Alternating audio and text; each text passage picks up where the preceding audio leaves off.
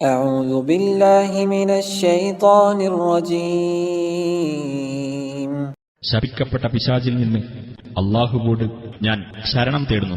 وكل إنسان ألزمناه طائره في عنقه ونخرج له يوم القيامة كتابا يلقاه منشورا.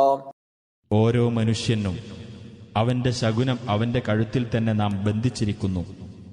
ഉയിർത്തെഴുന്നേൽപ്പിന്റെ നാളിൽ ഒരു ഗ്രന്ഥം നാം അവനു വേണ്ടി പുറത്തെടുക്കുന്നതാണ്. അത് നിവർത്തിവെക്കപ്പെട്ടതായി അവൻ കണ്ടെത്തും. اقرأ كتابك كفى بنفسك اليوم عليك حسيبا.